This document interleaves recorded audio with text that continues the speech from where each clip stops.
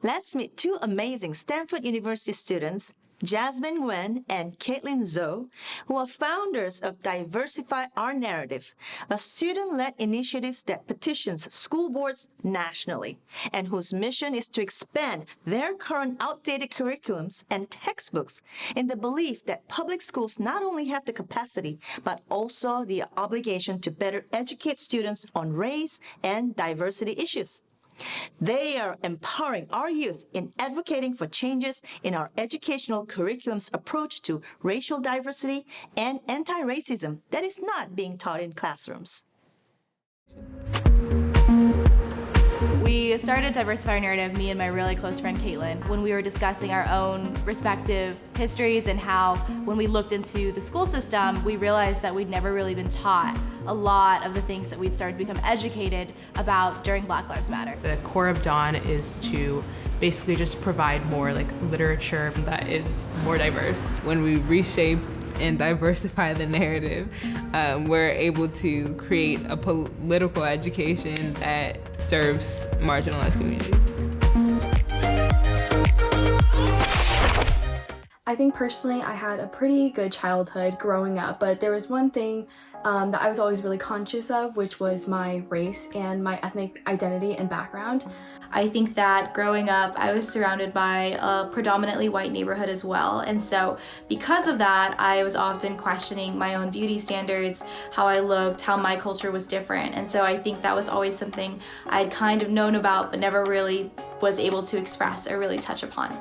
Going to college and being able to take classes that really have to do with social issues, social justice, so on and so forth, you really start to understand that, there is more to history and to culture than what you were sort of fed in schools.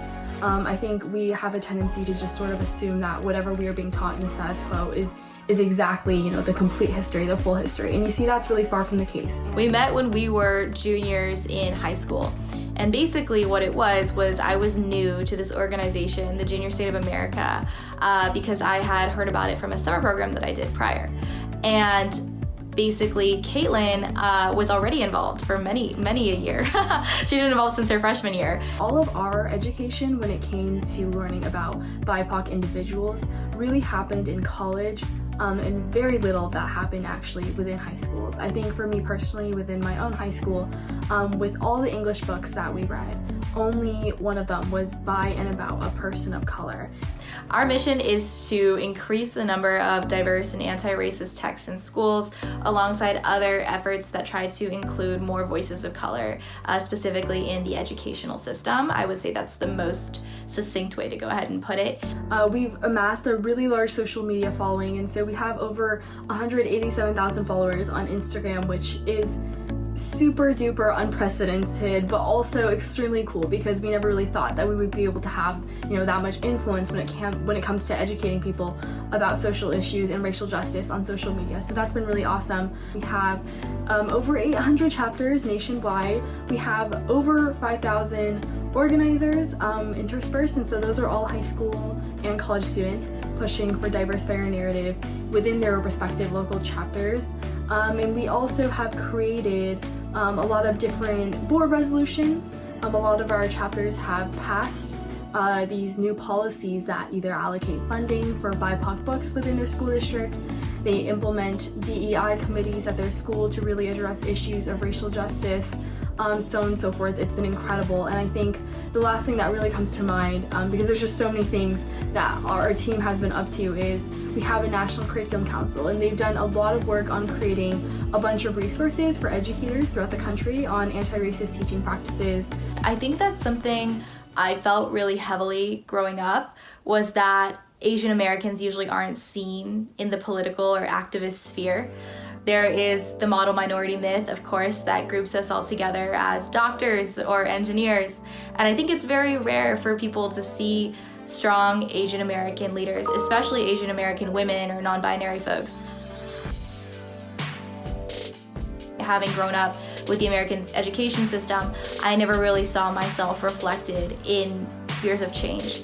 And so I think that something I would want Asian American activists to know, especially youth, is that you absolutely do have that power to make a difference.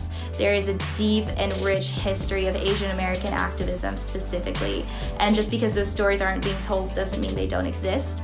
The model minority stereotype of us being doctors or engineers solely is highly untrue, and I highly encourage you to take a course on Asian American studies when you get into college, because you will see the absolute richness of how many of our ancestors and the people who came before us really worked to pave the way for Asian American activism and a lot of the rights and a lot of the things we see today. And so ultimately there's nothing stopping you really from getting involved, and there are plenty of grassroots Asian American organizations that I highly recommend. I would just really recommend, doing what you believe in and standing up for any issues of justice for your own community and for all other BIPOC communities and any other issues that you care greatly about, and to not really let any of that hold you back. I think it's really, really important that, you spend time really doing something good for the world, and so I think don't let any sort of weird societal expectations really hold you back from reaching your full potential. I'm Katelin Zhou. I'm Jasmine Nguyen. This is Our Voice.